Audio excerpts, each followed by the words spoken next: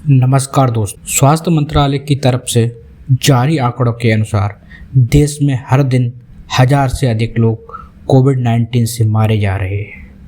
देश के कई अस्पतालों में मरीजों के लिए बेड खाली नहीं है। कई राज्यों में मरीजों को समय पर ऑक्सीजन नहीं मिल रहा है, जिनसे उनकी मौत हो रही है।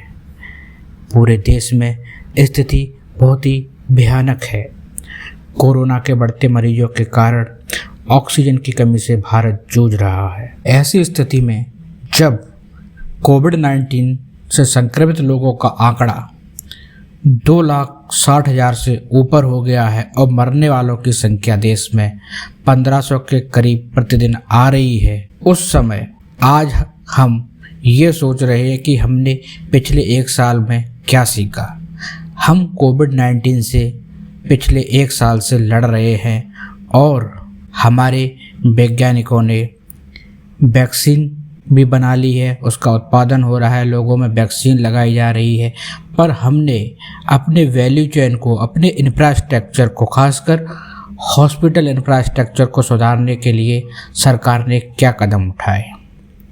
ऑक्सीजन की कमी पर काफ़ी सियासत हो रही है। राजनेता आपस में भिड़ रहे हैं, एक दूसरे पर दोषारोपण कर रहे हैं। ट्विटर पर, सोशल मीडिया के अदर प्लेटफॉर्म पर आप देखेंगे एक दूसरे पर लोग दोषारोपण कर रहे हैं, उनको कोस रहे हैं, पर अपनी कमी को कोई नहीं बता रहा कि उनसे क्या कमी रह गई। देश के कुछ राज्य जैसे महाराष्ट्र, दिल्ली, जहाँ पर कोरोना की स्थिति सबसे ज़्यादा भयंकर है, जहाँ पर मरीज सबसे ज़्यादा मर रहे हैं, वहाँ पर यह बार प्रत्यारोपण राजनेताओं के बीच ज़्यादा चल रहा है। राज्य सरकार केंद्र सरकार को दोषी ठहरा रही है, केंद्र सरकार राज्य सरकार को दोषी ठहरा रही है। और मर कौन रहा है? आम नागरिक, जिसके पास पैसा नहीं है, जिसके पास सोर्स नहीं है, जो किसी मंत्री से कॉल नहीं करवा सकता, जो किसी अच्छे हॉस्पिटल में भर्ती नहीं हो सकता, वो मर रहे हैं। लोगों की लाइन हॉस्पिटल्स के सामने लगी हुई है। हॉस्पिटल्स में बेड्स अवेलेबल नहीं हैं, ऑक्सीजन अवेलेबल नहीं है। एम्बुलेंस और ऑक्सीजन सप्लायर ने अपने रेट रातों रात बढ़ा दिए। मेरे एक जानकार जो कि कोविड-19 से ग्रसित हो गए थे, उनको सिर्फ 3 किलोमीटर एक हॉस्पिटल में भर्ती कराना था। उसके लिए जब हमने एम्बुलेंस को कॉल किया तो 3 किलोमीटर के वो 22,000 रुपये मांग रहे थे।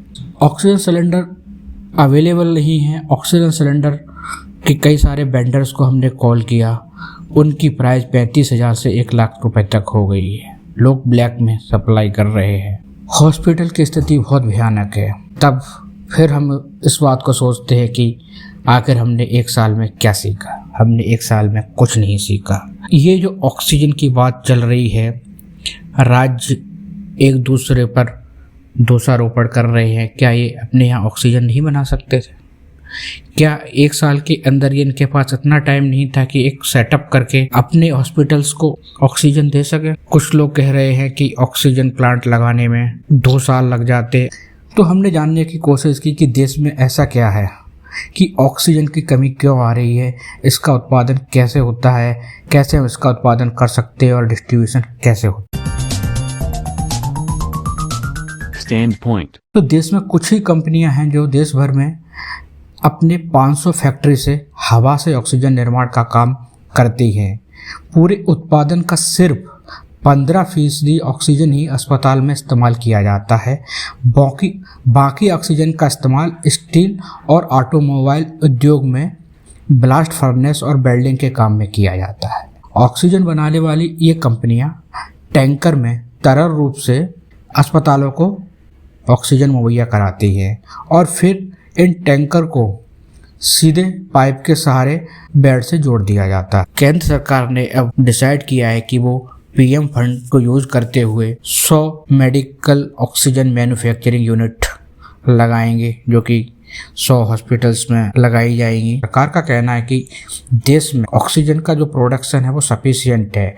वो लगभग 7,127 मीट्रिक टन पर डे है और 12 अप्रैल के आंकड़े के अनुसार देश में जो ऑक्सीजन की खपत है वो है 3,842 मीट्रिक टन।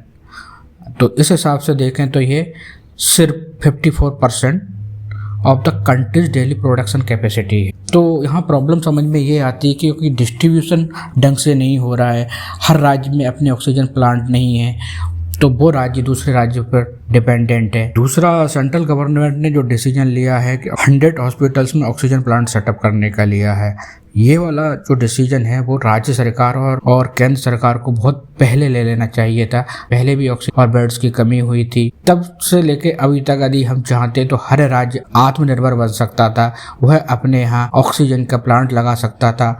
लोग कह रहे हैं कि ऑक्सीजन के प्लांट कैसे लगाएं, इसमें बहुत समय लगता है, तो इसके लिए भी हमने थोड़ी रिसर्च की है, हमने कुछ वेंडर से बात की है, हमने जो कि इंडस्ट्रियल एक प्लेटफॉर्म है इंडिया मार्ट, उस पर जाकर देखा है। तो इस पर कई सारे वेंडर्स हैं जो आपको आपकी कैपेसिटी के अनुसार मशीनें देने के लिए तैयार है। ये मशीनें 5 लाख से लेकर 1 करोड़ तक की हो सकती है, depending on the your capacity कि आप किस कैपेसिटी का प्लांट अपने हॉस्पिटल में लगाना चाहते हैं। ये नहीं कह सकते कि हॉस्पिटल्स के पास पैसा नहीं है। केंद्र सरकार ने 50,000 मीट्रिक टन मेडिकल ऑक्सीजन का इंपोर्ट करने का भी फैसला लिया है, पर ये इंपोर्ट कब तक होगा, कब ऑक्सीजन आएगी, तब तक कितनी मौतें होंगी, इस पर अभी फिलहाल कुछ भी कहना सही नहीं होगा। तो इस पूरे प्रकरण को देखते हुए हमें राजनीति को छोड़कर डिस्ट्रीब्यूशन पर और प्रोडक्शन कैपेसिटी बढ़ाने पर ध्यान देना चाहिए। हमारा सभी सरकार से निवेदन है कि सभी लोगों को साथ आना चाहिए। वेंडर्स जो ऑक्सीजन का डिस्ट्रीब्यूशन कर रहे हैं, प्रोड्यूसर जिनके प्लांट्स लगे हुए हैं, उनको अपनी मुनाफाखोरी को छोड़ना होगा, उन्हें आगे आना होगा इस देश को बचाने के लिए। सबको एक साथ आना होगा, एक इकोसिस्टम बनाना होगा, उस इकोसिस्टम से ही हम इस कोरोना को मात दे पाएंगे। तो आज के लिए इतना ही, धन्यवाद। आई होप आपको ये वीडियो पसंद आया होगा। यदि आपने अभी तक इस वीडियो को लाइक और शेयर नहीं किया तो ये काम भी जल्दी से कर दीजिए, और हाँ, नेक्स्ट वीडियो पर क्लिक करने से पहले चैनल को सब्सक्राइब करना ना भूलें। धन्यवाद।